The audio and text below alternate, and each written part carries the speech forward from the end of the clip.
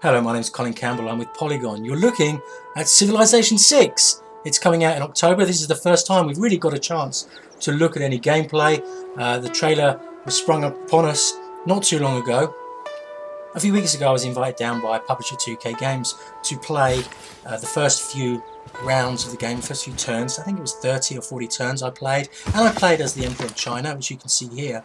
And what this video does is really just show you just some of the very basic mechanics and some of the exploration that goes on, and a little bit of wonder building, and you get to meet one of the civilization leaders.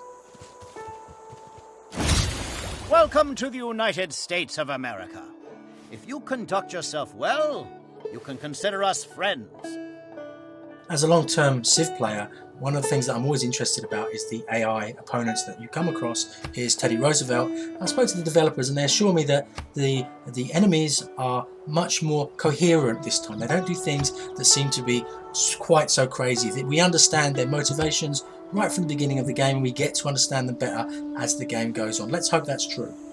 Okay, let's have a quick look at a wonder being built and how that's different from in the previous game.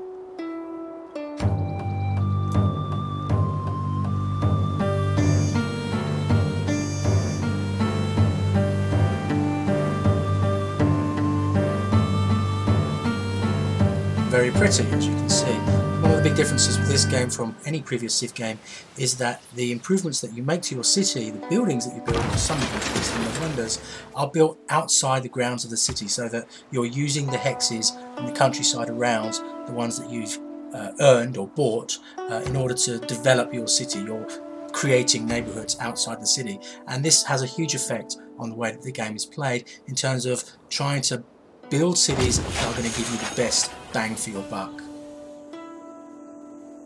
Here's a little bit of combat, and if you've played any Civ games, and certainly Civ 5, it'll all look very familiar, and much of this game does look and feel familiar.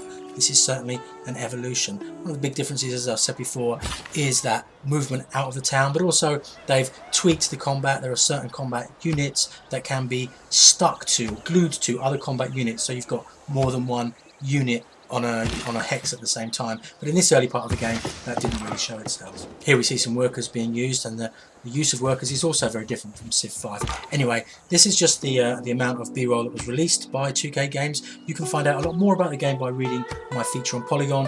You can see the link up there if you're watching here on YouTube.